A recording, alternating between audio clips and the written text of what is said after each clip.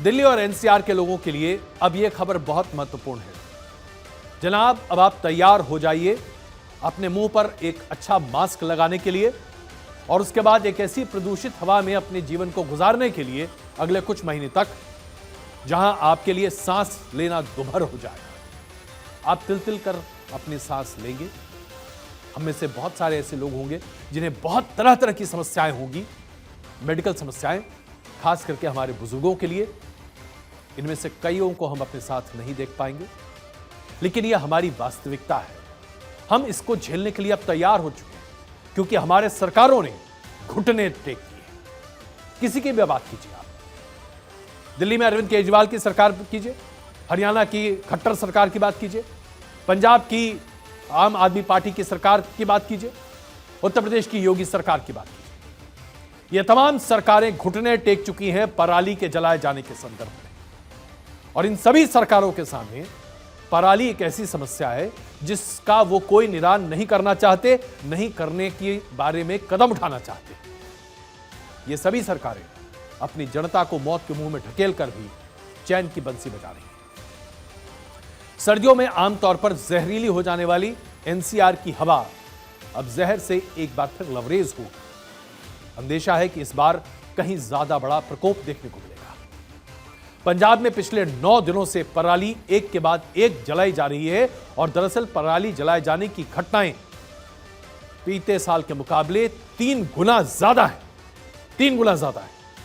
और आम आदमी पार्टी की सरकार कहती है वो कि आम आदमी के लिए काम करती है। साहब, कितना बड़ा झूठ है, कितना बड़ा प्रपंच है।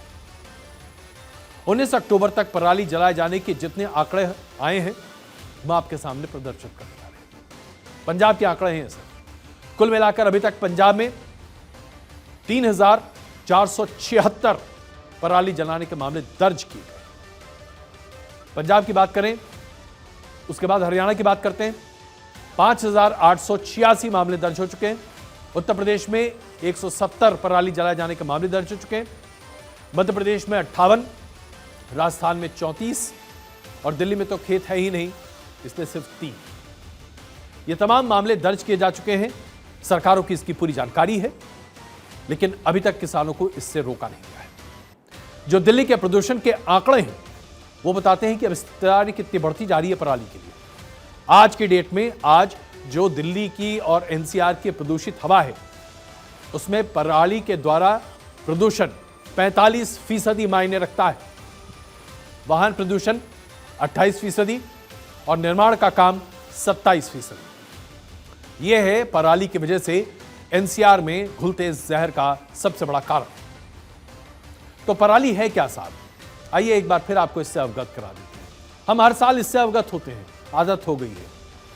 दिल्ली में जब ठंड बढ़ती है और दिल्ली की हवा थोड़ी सी नमी के साथ बोझिल होने लगती है और उसके बाद आसमान में क्लियर नहीं होता सब कुछ, तो यहां आसपास के राज्यों में जैसे कि पंजाब, उत्तर प्रदेश, हरियाणा, इन सभी जगहों पर धान काटने के बाद जो ठुठल बच जाता है उसे किसान जलाने लगते हैं।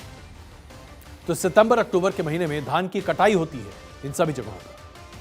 धान की कटाई के बाद जो ठुठल नीचे बच जाता है उसे पराली कहते हैं, क्योंकि चावल का हिस्सा, जो बाली का हिस्सा, उसे पहले ही बाहर निकाल दिया जाता है। अब इसे तैयार करने के लिए किसानों को बड़ी मेहनत से इस पराली के हिस्से को निकालना पड़ता है। इसके लिए कोई मशीन नहीं है, कोई मैकेनिकल उपाय नहीं है। सबसे आसान उपाय किसानों के सामने होता है इस सूखे हुए ठुठल में आग लगा देना। जैसे ही आप पराली में आग लगाते हैं, धू धू कर पराली जल जाती है और उसके साथ ही एक बहुत बड़े काले धुएं का गुब्बार सामने निकलता है और फिर किसानों की समस्या का समाधान हो जाता है। लेकिन ये जो धुआं हवा में जाता है, ये किस तरीके से जहरीला बन जाता है, यह आपको दिखा रहे हैं। क्योंकि जहरीले हवा के सांस लेने से इंसान सिर्फ बीमार नहीं, बहुत बीमार हो जाता है। सांस संबंधी तमाम बीमारियां होती हैं। आपके फेफड़े खराब हो जाते हैं, आपके फेफड़ों में काली काई जम जाती है, जिसके वजह से आप अपनी ही जान को गंवाते हुए तिल तिल कर मरते हैं। देश में हर साल, इन राज्यों की बात हमने जहां पर की, वहां जब किसान आग लगा देते हैं और पराली से छुटकारा उनको मिल जाता है, तो आप देखिए इसका असर किस तरीके से होता है। और सैटेलाइट की जो तस्वीरें हैं वो बताती हैं कि जमीन पर जब आग लगती है तो किस तरह का संकेत होता है। आप जरा देखिएगा, जरा ये देखिए, आपके स्क्रीन पर अभी देखिए, जब पराली नहीं जलाई जा रही होती है उस वक्त पंजाब और उसके आसपास के इलाके में देखिए कोई लाल डॉट आपको नहीं दिखाई देता। लेकिन 2002 में जब पराली जलाई जा रही थी उस वक्त का लाल डॉट देखिए, और यह बताता है कि पूरा पंजाब किस तरीके से हर किसी को दहशत में डाल रहा था। 2008 की तस्वीरें देखिए और 2014 की तस्वीरें देखिए। पराली इतने बड़े पैमाने पर पूरे देश भर में जलाई जा रही है और पंजाब इसका सबसे बड़ा कंट्रीब्यूटर है।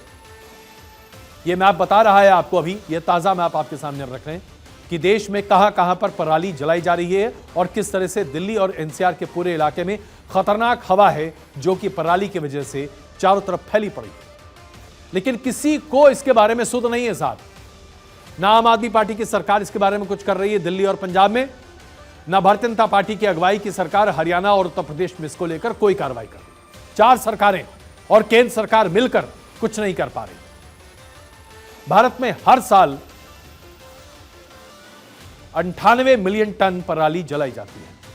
अगर हम हर राज्य का हिस्सा इसमें देखें तो आप देखिए, उत्तर प्रदेश में 22% पराली जलाई जाती है पूरे देश भर की, पंजाब में 21%, हरियाणा में 9%, आंध्र प्रदेश में 5%, और फिर धीरे धीरे ये कम होता चला जाता है। गुजरात में सबसे कम 4% पराली जलाई जाती है क्योंकि धान के उत्पाद वहां पर कम है।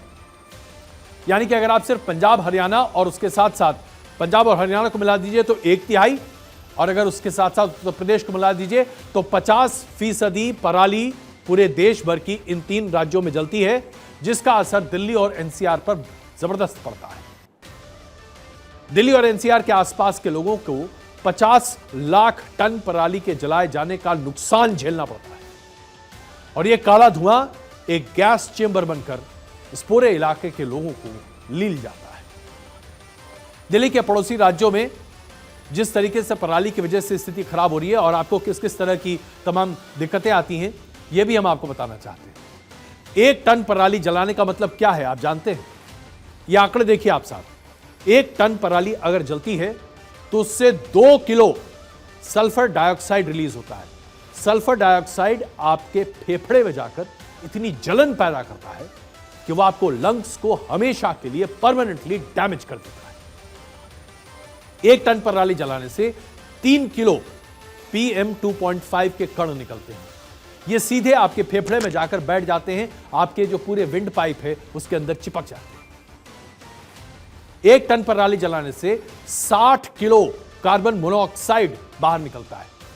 कार्बन मोनोऑक्साइड वही गैस है जो अगर आप कार में बैठ जाएं और 3 घंटे तक उसे सूंघ लें तो फिर आप मर जाते हैं। सोचिए, इतना कार्बन मोनोऑक्साइड एटमॉस्फेयर में जा रहा है, और 1460 किलो कार्बन डाइऑक्साइड इससे रिलीज होता है। कार्बन डाइऑक्साइड में अगर आपको रख दिया जाए तो 5 मिनट में मृत्यु हो जाएगी साहब। ये हम रिलीज करते हैं 1 टन पराली जलाने से, और 50 लाख टन पराली जलाई जाती है दिल्ली के आसपास के राज्यों में, सिर्फ 3 राज्यों में। और इससे जो राख निकलती है वो कितनी आप जानिए।